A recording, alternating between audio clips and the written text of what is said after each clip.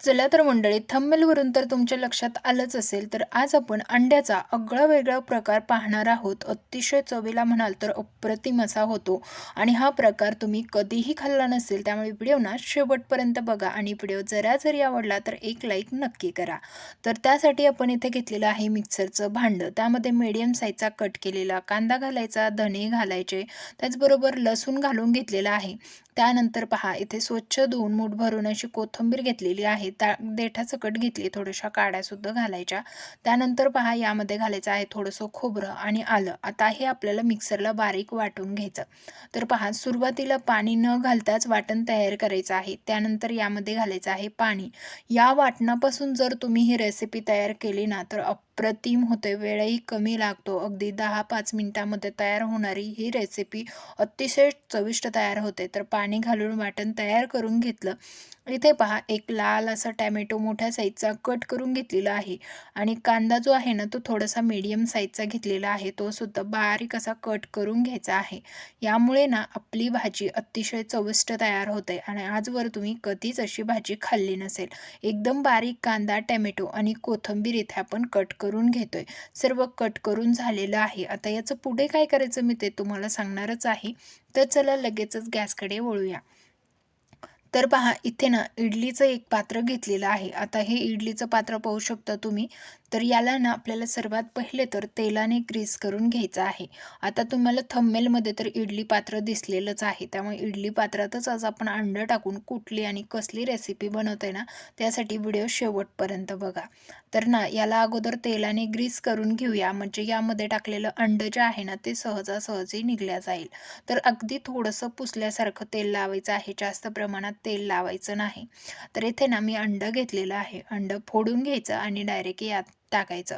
पण पहा, अंड्याचं जर सॉरी, आपलं इडली पात्र जर छोटं असेल ना, तर अंड्याचा पल्प जास्त होतो आणि मग तो बाहेर येतो. माझ्या बाबतीतही तसंच झालेलं आहे. तुम्ही पाहू शकता, अंड्यामध्ये ना भरपूर म्हणजे मोठ्या साईजचं अंडं असतं, त्यामुळे तिकडे मी टाकून घेतलं. त्यानंतर ना म्हटलं वाटीतच फोडून घेऊया आणि बसेल तेवढंच यामध्ये टाकून घेऊया. तर पहा, इथे ना उरलेलं समोरच्या ह्याच्यात असं करत मी इथे अंड्याचं ॲडजस्टमेंट करून घेतलेली आहे. 4 अंडे फोडून घेतले, त्यामध्ये टाकून त्यावरती ना लाल तिखट टाकून घेऊया. तर पहा, लाल तिखट यासाठी टाकायचं आहे की याला चव छान येईल. तर आता हे शिजल्यानंतर जे आहे ना, ते कशाप्रकारे तयार होतं हे तर आपण पाहणारच आहोत. थोडं-थोडं मीठसुद्धा टाकून घ्यायचं आहे, कारण हा पदार्थ शिजल्यानंतर असाच्या असा राहणार आहे आणि त्यामुळे त्याला ना आतपर्यंत टेस्ट येण्यासाठी यावरती मीठ घालून घ्यायचं. आणि आता इथे पहा, इडली पात्रामध्ये ना एक कांडभर पाणी मी अगोदरच उकळायला ठेवलं होतं. पाणी छान उकळलं होतं, गॅस कमी केला आणि त्यावरती हे आपल्याला इडली पात्र ठेवून घ्यायचं आहे. आता ह्याच्यावरती झाकण ठेवून ना 10 मिनिटे आपल्याला हे वाफवून घ्यायचं आहे. 8 ते 10 मिनिटामध्ये शिजून होतं. आता जोपर्यंत आपले अंडे शिजत आहेत, तोपर्यंत आपण इकडे तेल ठेवलेलं आहे. कढई गॅसवरती ठेवून त्यामध्ये ना पळी भरून तेल घातलं. त्यामध्ये बारीक चिरलेला कांदा घालायचा. आता कांदा चांगला परतला की लगेचच टोमॅटो घालून घ्यायचा. टोमॅटोसुद्धा आपल्याला चांगला परतवून घ्यायचा आहे.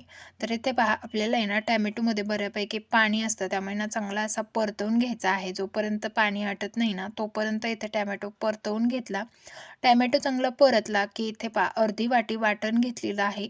आता सर्व वाटण घातलं तर जास्त प्रमाणात भाजी होईल. यासाठी ना वाटीमध्ये अर्धी वाटी इथे आपण जे वाटण तयार करून घेतलं ते घालून घेतलं. आता इथे पहा, या सर्व व्यवस्थित असं मिक्स करून घ्यायचं आहे आणि आता हे इथपर्यंत परतवायचं. जोपर्यंत हे तेल सोडत नाही ना, तोपर्यंत आपल्याला हे कांदा, टोमॅटो आणि घातलेलं वाटण परतवत राहायचं आहे. तोपर्यंत ना टोमॅटोसुद्धा या वाटणामध्ये चांगल्या प्रकारे मॅश होतो. तर इथे पहा, तुम्हाला दिसतच असेल बऱ्यापैकी वाटणाने आपलं तेल सोडायला सुरुवात केलेली आहे किंवा तेल सोडलेलं आहे. आता यामध्ये ना घरगुती मसाला आणि चिकन मसाला मी वापरते. तुम्ही कुठलाही इथे एखादा गरम मसाला वापरू शकता. त्याचमध्ये पाव चमचा हळद, चवीनुसार मीठ घालून घेतलं आणि आता हे सगळं व्यवस्थित यामध्ये मिक्स करून घेऊया. मसाला घातल्यानंतर ना हे वाटण आपल्याला 1 ते 2 मिनिटे असंच परतवायचं आहे. परतवल्यामुळे ना आपल्या ह्या वाटणाला एक चव छान येते. त्यामुळे ना थोड्या वेळासाठी तरी ते परतवायचं. त्यानंतर पहा इथे ना माझ्याकडे मी गरम पाणी करायला राहिलं होतं. त्यामुळे ना मी इथे थंड पाण्याचाच वापर केला. मीच तुम्हाला नेहमी सांगते अशी भाजी बनवत असताना त्यामध्ये गरम पाण्याचा वापर करा. पण आज आपण थंड पाण्याचाच वापर केलेला आहे.